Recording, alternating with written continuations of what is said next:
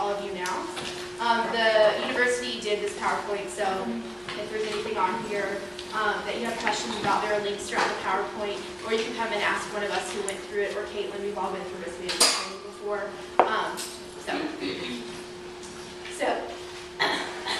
The things that we're going to talk about are possession and use of alcoholic beverages and illegal drugs, hazing, sexual assault and harassment, fire and other life safety issues, student organization travel, behavior organization events, and adoption of a risk management policy.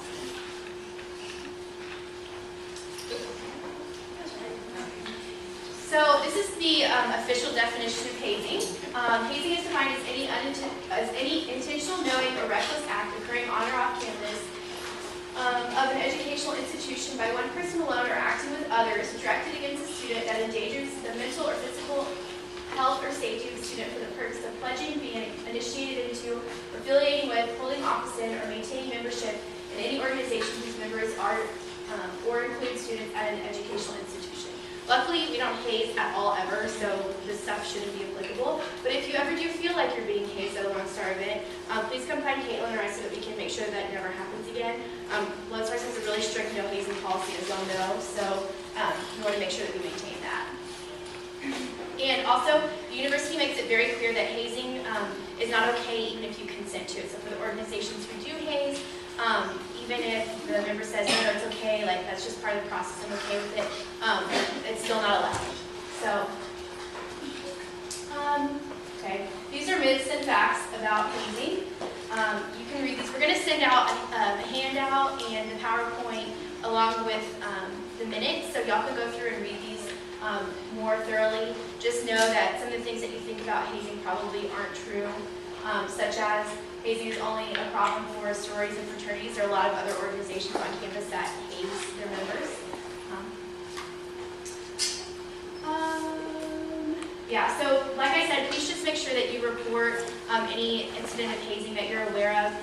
Like I said, you can talk to Caitlin or I, or you can go straight to the university. This will all be in the PowerPoint, the handout that we send out, so if you have anything, you can refer back to those to report that to the proper authorities. You can be disciplined on an individual, organizational, or like outside of the university level, which is criminal or civil cases. So hazing goes beyond just your university status. It can go as far as going to the police, going to trial. That's why it's such an important issue for the university. So these are drug facts about drug use at UT. Again, will be in the handout we can go over later.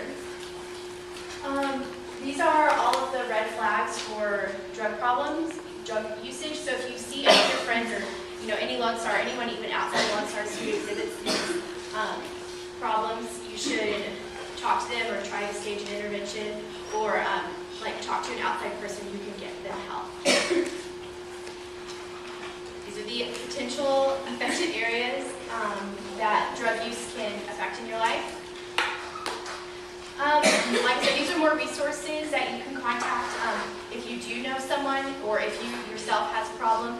There's all sorts, like beyond your students, there's the Behavior Concerns Advice Line, which basically handles any problem at UT. If you have a friend or yourself that has any sort of issue, I really recommend calling them. It's a 24-hour helpline, and they're really knowledgeable about pretty much everything. So these are links to other resources. So alcohol is an issue that's obviously pretty prevalent to our organization because we do have events that have alcoholic beverages at them.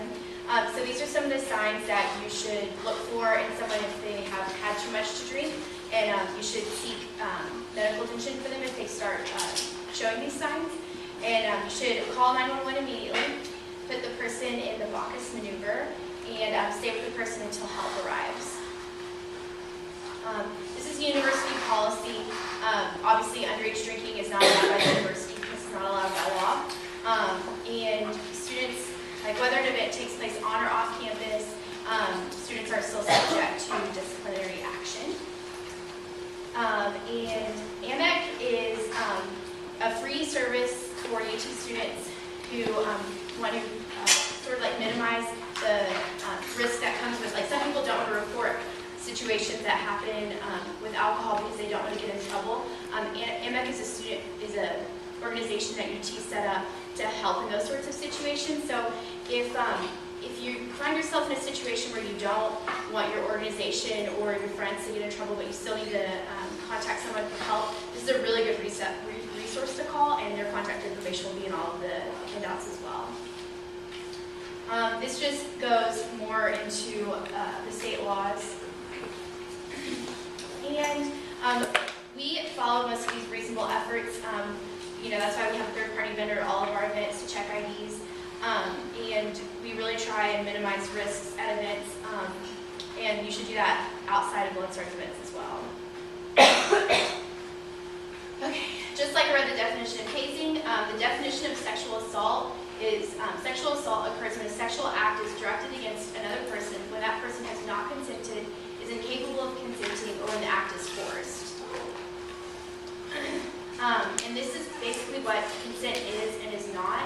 And I think this is a really good slide to go back and refer to because some people are sort of concerned or sort of have issues as to what consent means. So go back and read this slide in detail just so that you